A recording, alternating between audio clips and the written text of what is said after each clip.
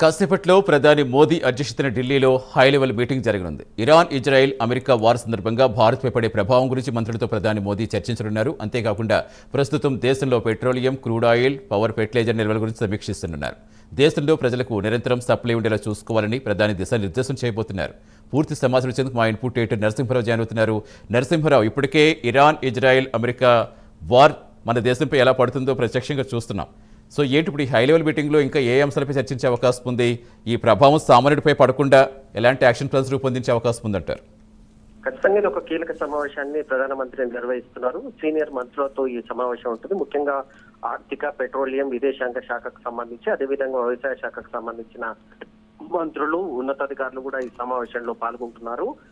రేపటి నుంచి మళ్ళీ పార్లమెంట్ సమావేశాలు కూడా తిరిగి ప్రారంభం కాబోతున్న నేపథ్యంలో ఎలాంటి అంశాల ప్రస్తావనకు వచ్చే అవకాశం ఉంది? ముఖ్యంగా మిడిల్ క్లాస్ పై, మధ్యతరగతిపై ఏ రకంగా ప్రభావం పడుతుంది, వీటన్నిటికి సంబంధించి పూర్తి నివేదికలు తీసుకురావాలని చెప్పేసి ఇప్పటికే పిఎంఓ కార్యాలయం ఆదేశించిన నేపథ్యంలో ఈ సమావేశంలో తాజాగా ఉన్న నిల్వలు, ఎన్ని రోజుల పాటు గ్యాస్ కు సంబంధించి, పెట్రోలియం కు సంబంధించిన అంశాలు ఏ రకంగా ఉన్నాయి, అదేవిధంగా ఇప్పటికీ స్పీడ్ కానీ ప్రీమియం పెట్రోల్ కు సంబంధించినంత వరకు ధరలు పెరిగినప్పటికీ దాని ఇంపాక్ట్ మళ్ళీ వేరే విధంగా ప్రజలపై పడకుండా ఉండేందుకు ఏ రకమైన జాగ్రత్తలు తీసుకోవాలి. అదేవిధంగా విమానయాన శాఖకు సంబంధించి ప్రైవేట్ ఎయిర్లైన్స్ ఇప్పటికే ఛార్జీలు పెంపేందుకు కూడా సిద్ధమవుతున్న నేపథ్యంలో తాజాగా నెలకొన్న అన్ని అంశాలు, అదేవిధంగా దౌత్యపరంగా అనుసరిస్తున్న విధానం ఇది కీలకం కాబోతుంది. దౌత్యపరంగా ఇటు అమెరికాతో పాటు కానీ, ఇజ్రాయెల్ తో పాటు కానీ, ఇరాన్ కి సంబంధించి 3 దేశాలకు సంబంధించినట్లు అంతవరకు ఏ రకమైన విధానాన్ని ప్రస్తుతం అవలంబిస్తున్నాం, దానికి సంబంధించి ఏ రకంగా ముందుకెళ్లాలి అంశానికి సంబంధించి కూడా ప్రధానమంత్రి సమావేశంలో చర్చించే అవకాశం ఉంది.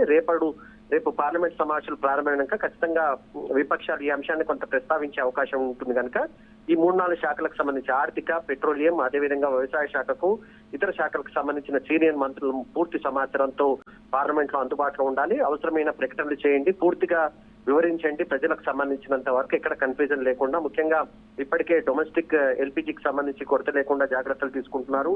నిన్నటి నుంచి కమర్షియల్ సిలిండర్ కూడా దాదాపు కోటాను 20 నుంచి 50% పెంచిన నేపథ్యంలో ఆ రకమైన పరిస్థితులు ఏం రాకుండా జాగ్రత్తలు తీసుకోవాలని చెప్పేసి ప్రధాని సూచించే అవకాశం ఉంది. ముఖ్యంగా పెట్రోలియం ధరలు కొంత పెరిగే అవకాశం ఉందని ప్రచారం జరుగుతున్న నేపథ్యంలో దానిపైన కూడా కొంత స్పష్టత ఇచ్చే అవకాశం ఉంది.